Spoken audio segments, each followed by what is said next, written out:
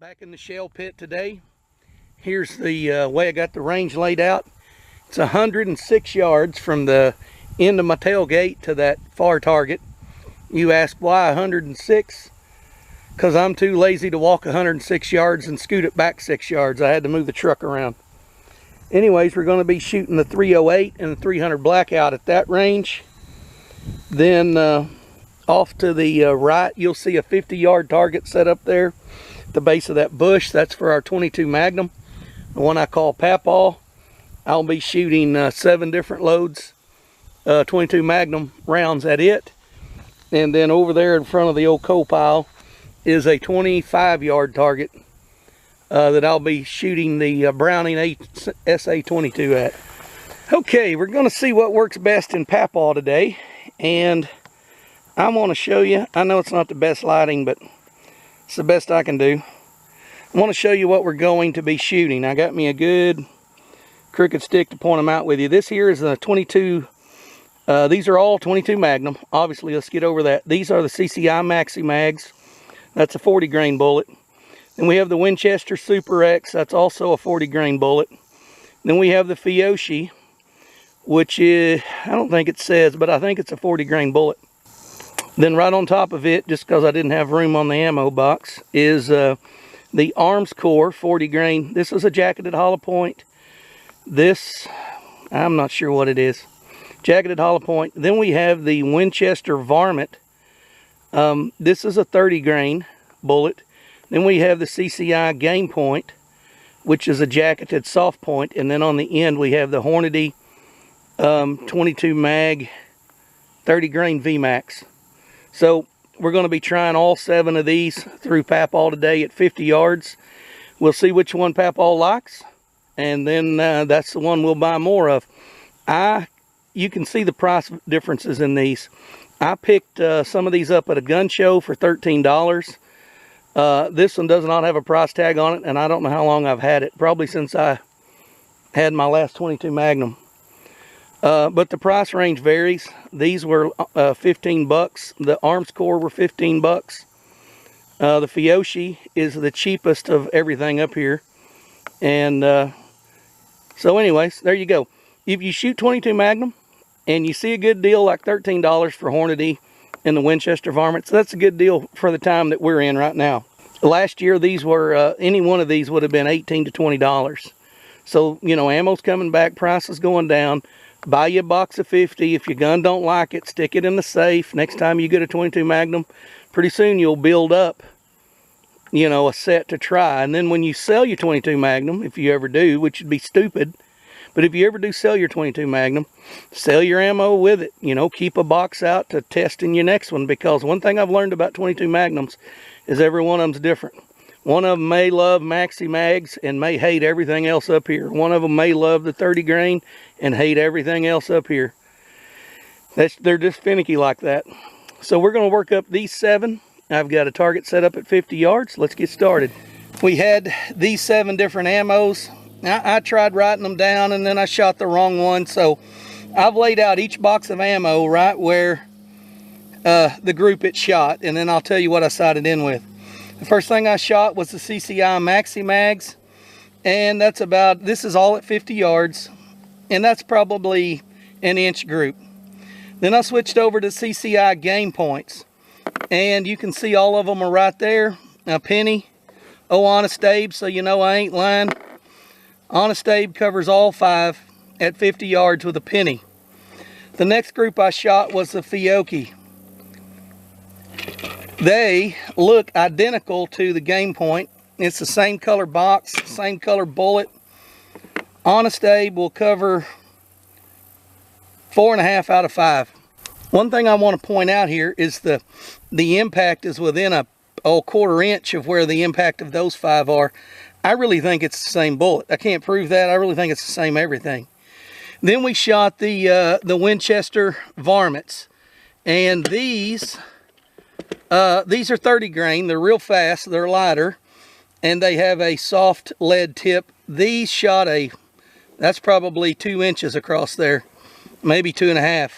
And they just didn't group very good at all. Then we went to the Winchester X Super X, They shot tight, but they did string up and down. I don't know if that's velocity differences. I didn't chronograph any of this, but nothing to see there. When we switched over to these 30 grain Hornady VMAX, now you compare these two. This is a much tighter 5-shot group. You take the flyer out, and that's 3/4 of an inch.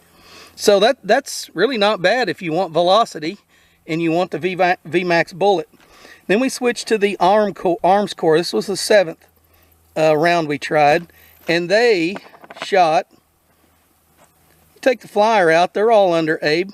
See, we got the one way over here. Could have been me, could have been a flyer, I don't know. But the arms core shot really equally as good as the Fiocchi and the game point. So I sighted in here.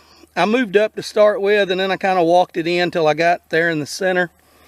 And I sighted in with the game points. But I'm going to be honest with you, I wouldn't hesitate a bit to pick up the Fiocchis and take off with them. And I wouldn't hesitate a bit to take off with the arms core if I had to.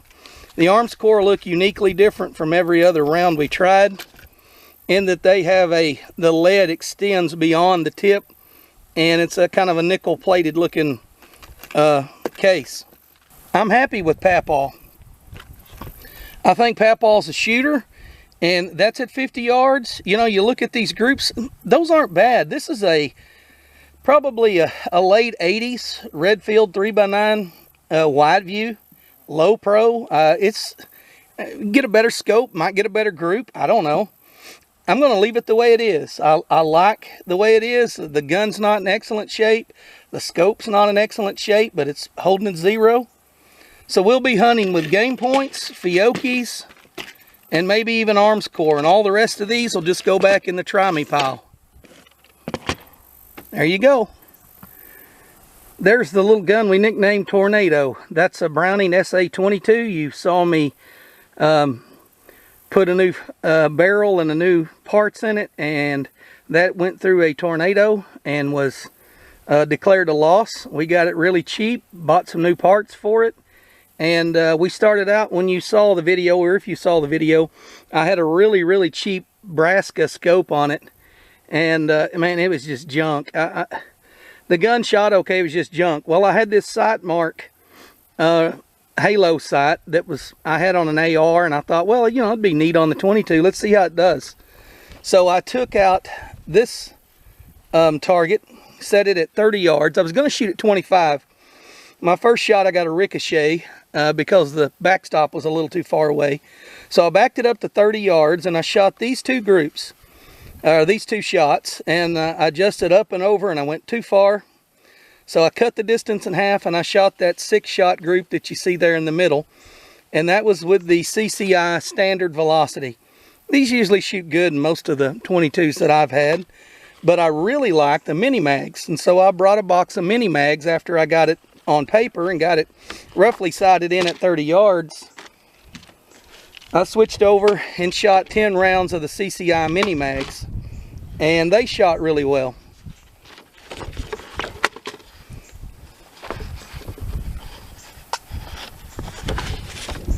Get this here where you can see it. And of course, this was at 30 yards as well, CCI mini mags. That's a 10-shot group. I have one low and one here, and all the rest of those 10 are in that hole. So you got 8 shots there. I guess 7 would be in that hole. You got to keep in mind, I had that dot on the highest setting, the brightest setting, and it would cover up just about all this right here. So the gun shoots good. I'm happy with that. 30 yards, that's a squirrel's head. No concerns out of me there. Plus the reflex side is, makes it fun. Makes it fun to shoot. Can you see the holes? Oh, I know what you need. You want Honest Abe again.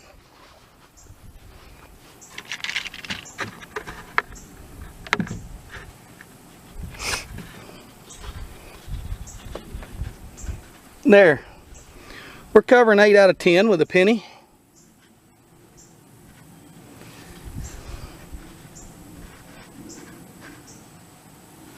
We can cover 8 out of 10 with a penny. That's not bad.